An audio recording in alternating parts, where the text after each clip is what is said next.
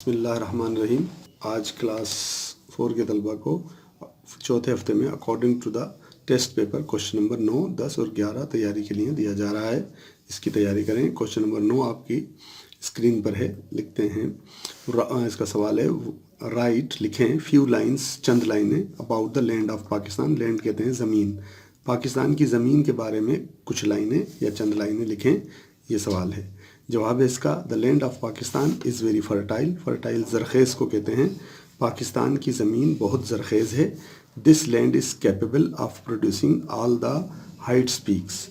इस ज़मीन की सतह इस काबिल है कि इस पर बहुत सारी ऊंची चोटियाँ दुनिया की वाक़ हैं और पैदा हुई हैं। It has long reverse. इसके बहुत बड़े बड़े दरिया हैं। लार्ज डिज़र्ट, बहुत सारे जो है बड़े रेगिस्तान हैं। डेंस्ड जंगल, घने जंगलात हैं। एंड द अरेबियन सी, और जो है बहरा अरब है, यानी कि अरब का समंदर है। ऑन इट्स साउथ, इसके जुनूब में। ये इसका लैंड ऑफ पाकिस्तान पर हमारा ये एक सवाल है। इसको अच्छे से याद करेंगे और लिखने की प्रैक्टिस करेंगे। अगला सवाल है क्वेश्चन नंबर 10 जो आपकी स्क्रीन पर है। Which is the most popular game of our country. Which is the most popular game of our country. Which माने कौन सा, इस माने है, मोस्ट पॉपुलर माने बहुत ज़्यादा मशहूर, गेम माने खेल, ऑफ आवर कंट्री हमारे मुल्क का। हमारे मुल्क का सबसे मशहूर खेल या बहुत ज़्यादा मशहूर खेल कौन सा है, तो आंसर है hockey is the most popular game of our country. Hockey हमारे मुल्क का बहुत मशहूर गेम है या खेल है। क्वेश्चन नंबर 11 है, which is our national game. Which is our national game, हमारा कौमी खेल कौन सा है। हमारा कौमी खेल कौन सा है, तो इसका जवाब होगा hockey is our national game. Hockey हमारा कौमी खेल है। हॉकी हमारा कौमी खेल है। आगे तलबा आपको इंग्लिश के डिक्टेशन के अल्फाज और उनके मीनिंग आपको बताए जा रहे हैं और इसकी स्पेलिंग्स बहुत अच्छे तरीके से आप लिखेंगे सही, ताकि आपके नंबर अच्छे आएँ। टीच माने है पढ़ाता है। चिल्ड्रन का माने होगा बच्चे। अंकल का मतलब है चचा। रिलेटिव का मतलब होता है रिश्तेदार या अजीज़। ए लेसन का मतलब है सबक। संडे का मतलब होगा इतवार। और सम पिकनिक का मतलब होगा कुछ पिकनिक या कुछ सैर व तफरी। फ्रॉम माने होगा से। काइंड का मतलब होता है किस्म या मेहरबान। हॉलीडे का मतलब छुट्टी का दिन या फ्री दिन। प्लेस माने जगह। हैप्पी का माने खुश होना। ऑदर माने दूसरा। देयर माने उनका और जमा के लिए। और अगला जो लफ्ज़ है वो है सी माने होता है देखना। बिस्मिल्लाहिर्रहमानिर्रहीम। अज़ीज़ तलबा, क्लास 4 4th वीक में आपको उर्दू के टेस्ट पेपर के सवाल नंबर 1, 2, 3 और 4 दिए जा रहे हैं प्रैक्टिस के लिए। सवाल है पहला, हुजूर अकरम सल्लल्लाहु अलैहि वसल्लम के कैसे अखलाक, हुजूर अकरम सल्लल्लाहु अलैहि वसल्लम कैसे अखलाक के मालिक थे। जवाब इसका होगा, आप सल्लल्लाहु अलैहि वसल्लम नहायत नेक सीरत, नरम मिजाज और खुश अखलाक थे। इसी तरह इसका जवाब लिखेंगे साफ साफ।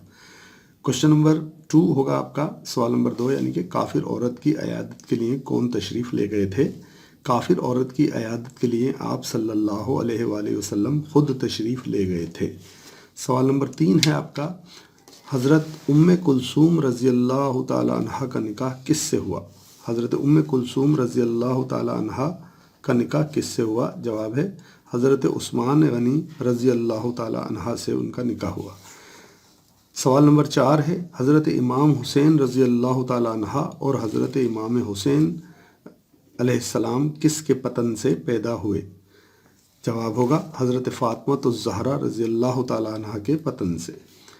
अगला कुछ अल्फाज हैं आपको दिए जा रहे हैं उर्दू के डिक्टेशन के। इसको अच्छे से इसकी तैयारी करेंगे। नफ़ा मानी फ़ायदा, वही, सकते, खुदा की राह, ताजिरों, हमारे सिवा, मायूस, फाका ज़दा, जो भूखा हो उसको फाका ज़दा कहते हैं, यानी कि जिसने कुछ काफ़ी दिनों से कुछ ना खाया हो और वो कुछ खाए बगैर रह रहा हो तो उसको फाका ज़दा कहते हैं। दिरहम एक करेंसी का नाम है जो अरब ममालिक की करेंसी है। अल्लाह ताला गवाह, मुफ्त तकसीम, फरमाया, ज़्यादा, सामना, ये हमारे अल्फाज हैं। इसकी अच्छे से आप प्रैक्टिस करें लिखने की।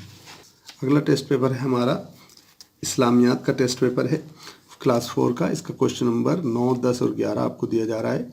वही किसे कहते हैं? पहला सवाल है, वही से मुराद अल्लाह ताला के वो पैगामात हैं जो वो फरिश्तों के ज़रिए अपने नबियों और पैगम्बरों के पास मखलूक की हिदायत के लिए भेजता है। अच्छे से इसको देखेंगे। वही से मुराद अल्लाह ताला के वो पैगामात हैं जो वो फरिश्तों के ज़रिए अपने नबियों और पैगम्बरों के पास मखलूक की हिदायत के लिए भेजता है। सवाल नंबर 10 होगा आपका इस्लामियात का। आपके टेस्ट पेपर के मुताबिक कुरान पाक की उस आयत का तर्जुमा सुनाएं जिसमें सफ़र मेराज का जिक्र है। जवाब होगा, पाक है वो ज़ात जो अपने बंदे को रातों रात मस्जिद हराम से मस्जिद अक्सा तक ले गई। इसका तर्जुमा है, ये आयत हमारे 15वें पारे में है। पाक है वो ज़ात जो अपने बंदों को रातों रात मस्जिद हराम से मस्जिद अक्सा तक ले गई। सवाल नंबर 11, मेराज के सफ़र में मुसलमानों पर कौन सी इबादत फ़र्ज़ की गई? मेराज के सफ़र में मुसलमानों पर नमाज फ़र्ज़ की गई। मेराज के सफ़र में मुसलमानों पर नमाजें फ़र्ज़ की गई। ये हमारा जवाब है इस्लामियात का। साइंस के क्लास 4 के टेस्ट पेपर में क्वेश्चन नंबर 9, 10 और 11 आपको दिया जा रहा है। तो पहले सवाल को देखते हैं। What is the function of the oxygen in our body? In our body का मतलब हमारे जिस्म में, फंक्शन माने काम, ऑक्सीजन ऑफ ऑक्सीजन, ऑक्सीजन का, वाट माने क्या होता है, हमारे जिस्म में ऑक्सीजन का क्या काम होता है, ये सवाल है। जवाब इसका होगा, oxygen Burns the food. Oxygen जो है वो खाने को जला देती है। एंड गिव्स एनर्जी, और हमें एनर्जी यानी तवानाई फराहम करती है। ऑक्सीजन हमारी ग़िज़ा को बर्न्स करती है, मतलब उसको हज़म भी करती है, उसको जलाती है, और हमें हमारे जिस्म को तवानाई मुहैया करती है, देती है। क्वेश्चन नंबर 10 है हमारा, what are the main parts of the human digestive system? What are the main parts? What माने क्या, व्हाट आर माने क्या होते हैं, द मेन पार्ट्स माने अहम हिस्से, ऑफ ह्यूमन डाइजेस्टिव सिस्टम, इंसान के निज़ाम हज़म के मेन जो हिस्से हैं वो कौन से होते हैं? इसका जवाब है, the digestive system consist of mouth. हमारा निज़ाम हज़म मुश्तमिल होता है मुंह, गिलिट पर, स्टमक मैदे पर, स्मॉल इंटेस्टाइन छोटी आंत पर, एंड लार्ज इंटेस्टाइन और बड़ी आंत पर। यानी कि हमारा जो निज़ाम हज़म है वो माउथ, गिल्ट्स, स्टमक और छोटी आंत और बड़ी आंत पर मुश्तमिल होता है। ये सवाल का जवाब है। अगला सवाल है हमारा सवाल number 11, what is balance diet? Balance माने मुतवाज़न, डाइट माने ग़िज़ा, वाट माने क्या, इस माने होती है मुतवाज़न ग़िज़ा क्या होती है। What is balance diet?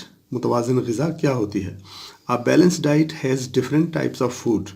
एक मुतवाज़न ग़िज़ा में मुख्तलिफ़ किस्म की ग़िज़ाएँ शामिल होती हैं। इन द राइट अमाउंट, बिल्कुल सही मिकदार में। सो दैट, ताकि द बॉडी नीड, ताकि जो जिस्म की ज़रूरत है, फॉर डिफरेंट न्यूट्रिशंस, क्योंकि हमारे जिस्म को मुख्तलिफ़ किस्म की जो है वो न्यूट्रिशंस की ज़रूरत, न्यूट्रेंट्स की ज़रूरत होती है, यानी कि उनको बहुत सारे किस्म की न्यूट्रेंट्स चाहिए होते हैं। इसलिए अलग अलग जो है बैलेंस डाइट में हमें खाने मुख्तलिफ़ किस्म के खाने चाहिए, जैसे कभी मछली, कभी गोश्त, कभी अनाज और कभी दालें। बिस्मिल्लाहिर्रहमानिर्रहीम।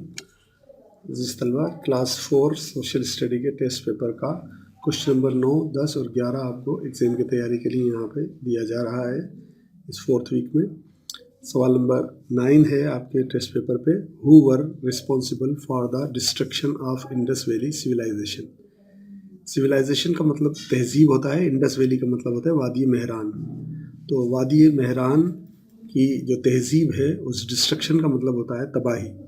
रिस्पॉन्सिबल का मतलब है कि ज़िम्मेदार। तो वादी मेहरान की तहजीब की तबाही के ज़िम्मेदार कौन थे, ये सवाल है। इसका जवाब कुछ इस तरीके से आपको लिखना होगा, we know almost nothing about destruction of Indus valley civilisation. हम बहुत ज़्यादा तहजीब इंडस वैली यानी कि वादी मेहरान की तबाही के बारे में हम बहुत ज़्यादा नहीं जानते। बट लेकिन the historians are of the opinion, बाज़ मौरख़ीन का ज़्यादातर ख्याल ये है कि the rich Indus valley civilisation came in to end of the by the Aryans, कि इस वैली का जो शुरुआत है वो इस तहज़ीब की वो आर्यन के यहाँ आने के इख्तिताम से शुरू होती है। वो कम फ्रॉम ईस्टर्न यूरोप, जो मशरक़ी यूरोप से यहाँ आए थे, एंड सेंट्रल एशिया, और सेंट्रल एशिया से भी, and held the central of Sindh, और फिर वो यहीं सेंट्रल ऑफ सिंध यानी कि मरकज़ी सिंध में रिहाइश पजीर हो गए, यहीं के रिहायशी हो गए। अगला सवाल क्वेश्चन नंबर 10 है, who was defeated by the army of Muhammad bin Qasim. Who माने किसने, वाज डिफीटेड शिकस्त दी, by the army of Muhammad bin Qasim, Muhammad bin Qasim की आर्मी ने किसको शिकस्त दी। तो जवाब है इसका राजा दाहिर वाज डिफीटेड, राजा दाहिर को शिकस्त दी गई by the army of Muhammad bin Qasim in 712 AD। 712 ईस्वी में मोहम्मद बिन कासिम ने राजा दाहिर को शिकस्त दी। सवाल नंबर 11 है, who was the most prominent leader of the Pakistan movement from Sindh. Sindh से, फ्रॉम सिंध, सिंध से तहरीक पाकिस्तान के सबसे नुमायाँ जो रहनुमा थे वो कौन थे। कायदे आज़म मोहम्मद अली जिन्ना, कायदे आज़म मोहम्मद अली जिन्ना, अब्दुल्ला हारून, लेडी नुसरत हारून, मौलाना दीन मोहम्मद वफ़ाई एंड अब्दुल मजीद सिंधी, ये वो लोग थे जो इस प्रोमिनेंट लीडर्स थे जो सिंध से पाकिस्तान तहरीक पाकिस्तान में शरीक रहे। इस सवाल को एक दफ़ा और पढ़ लें। Quaid-e-Azam Muhammad Ali Jinnah, Abdullah Haroon, Lady Nusrat Haroon, Maulana Din Muhammad Wafai and Abdul Majid Sindhi, ये लोग थे जो इसके प्रोमिनेंट लीडर थे। Thank you. अजीज़ तलबा, क्लास 4 मैथमेटिक्स का सवाल है आपके लिए। पेपर का क्वेश्चन नंबर 8, 9 और 10 दिया जा रहा है। 8 नंबर सवाल है, इन एन एग्जीबिशन, एग्जीबिशन कहते हैं नुमाइश को, एक नुमाइश में ये 2,35,467 पर्सनस यानी कि शख्स विजिटेड, घूमने आए, ऑन फर्स्ट डे, पहले दिन, 42,786 persons visited on the second day, पहले दिन इतने, दूसरे दिन इतने, एंड द 3,28,2,855 जो शख्स थे या लोग थे वो तीसरे दिन उन्होंने विज़िट किया। तो how many persons visitors in all, के सब मिलाकर कितने लोगों ने उस एग्जीबिशन या नुमाइश को जो है वो विज़िट किया या वो घूमने आए। इसका सॉल्यूशन है, पहले दिन का लिखेंगे, विजिटेड फर्स्ट डे, तो यहाँ फर्स्ट डे का ये लिखा हुआ है हमारे पास, यहाँ लिख देंगे और आगे लिख देंगे persons. Visited on second day, second day का ये लिखा है कि सेकेंड डे में इतने लोग आए, तो यहाँ सेकेंड डे इधर से हम लिखना शुरू करेंगे, इस हिसाब से यहाँ तक लिख देंगे। थर्ड डे की हमारे पास अमाउंट ये है, third day visited on third day, और इतना यहाँ से 5, 5, 8, 2, 0 और 3 यहाँ लिखने के बाद आगे पर्सन लिख देंगे और फिर इसको हम प्लस करेंगे। तो हम यहाँ पे देखते हैं कि 7 और 8 और 5, 7, 6 और 5 को मिलाते हैं तो 18 हो जाते हैं। 18 का 8 लिखेंगे और एक रिमाइंडर ऊपर लिखेंगे यानी कि हासिल का। फिर उसके बाद 6, 8 और 5 को हम देखते हैं तो 19 हो जाते हैं। 1 को हम मिलाते हैं तो 20 हो जाते हैं। 20 का 0 यहाँ लिखेंगे और 2 ऊपर रिमाइंडर 4 के ऊपर लिख देंगे यानी कि हासिल का। उसके बाद हम देखते हैं तो ये हमारे 20 हो जाते हैं मिला के। 8, 7 और 4 इनको जब हम मिलाते हैं तो 19 हो जाते हैं। 19 के अंदर जब हम 2 मिलाते हैं तो 21 हो जाते हैं। तो 21 का हम यहाँ पे 1 लिखेंगे और इसका रिमाइंडर जो है 2 वो हम अगले 5 के ऊपर लिख देंगे यानी कि इसका हासिल। अब इसका जो है हमारा 5, 2 और 2 ये 9 हो जाता है और 2 हम मिलाएंगे तो 11 हो जाएगा। 11 का 1 लिखा तो इसका एक रिमाइंडर हमने 3 के ऊपर लिख दिया। उसके बाद इस 3, 4 को दोनों को मिलाते हैं तो 7 हो जाता है। एक इसका हासिल 7 मिलाते हैं तो 8 बन जाता है। 8 का 8 इसके नीचे लिख दिया और 2 और 3 5 हो जाता है तो 5 इधर लिख दिया।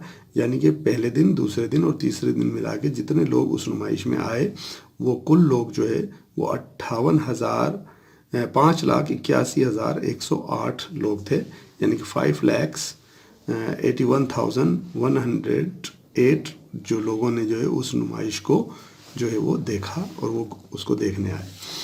अगला सवाल है 9 number, verify the following. Verify माने है कि तस्दीक करें कि फॉलोइंग की कुछ एक रकम यहाँ लिखी है, उसको मुबादला की जो हमारी शर्त होती है उसके साथ, यानी कि पहले हमने 8 लिखा फिर प्लस 10 लिखा, लेकिन यहाँ पहले प्लस 10 लिखा और फिर प्लस 8 लिखा, तो हमने 8 और 10 को प्लस किया तो 18 बनता है। इसी तरह इस तरफ भी 8 और 10 को प्लस किया तो 18 बनता है। इसलिए हम कह सकते हैं कि 8 प्लस 10 और 10 प्लस 8 जो है वो बराबर है, क्योंकि इसका जवाब भी 18 आता है और इसका जवाब भी 18 ही आता है। अगला सवाल है हमारे पास सवाल नंबर 2, वो है 25 और 30। हमने बीच में प्लस का निशान लिया, 25 प्लस 30, यहाँ लिखा 30 प्लस 25। तो 25 और 30 को जब हमने जमा किया है तो 5 का 5 और फिर 2 और 3 5। इसी तरह यहाँ पे हम देखते हैं 30 ऊपर लिखते हैं और 25, यहाँ पे हमने 25 ऊपर लिखा था, 30 नीचे लिखा था, यहाँ 30 ऊपर लिखा है, 25 नीचे लिखा है, तो यहाँ भी 5 का 5 और 2 और 3 5, तो 55 इसका जवाब आता है, 55 ही इसका जवाब आता है। इसलिए हम यहाँ पे कह सकते हैं कि 25 प्लस 30 बराबर है 30 प्लस 25 के। तीसरा सवाल है हमारे पास 78 प्लस 90 और यहाँ पे 90 प्लस 78। तो इन दोनों को जब हम प्लस करते हैं तो जवाब आता है 168, यानी कि 8 का 8 और 7 और 9 जब हम करते हैं तो 8 और 8 16 का मतलब ये 16 हो जाता है। 90 ऊपर रखेंगे, 78 इसके साथ प्लस करते हैं, ये भी 168 हो जाता है। तो इसलिए हम कह सकते हैं कि 78 प्लस 90 एंड 90 प्लस 78 दोनों बराबर इसके जवाब हैं, इसलिए ये दोनों रकमें बराबर हैं।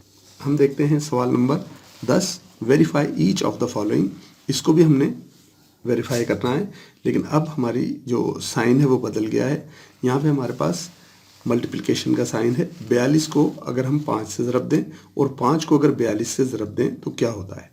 अब हमने 42 को 5 से ज़रब दिया तो 5 दूनी 10, 10 का 0 आ गया और 5 चौक 20, 20 और 1 21, तो 210 इसका जवाब आया। अब इसी तरह 42 का पाड़ा या 5 का पाड़ा 42 से पढ़ते हैं तो भी 210 ही हमारा जवाब आता है।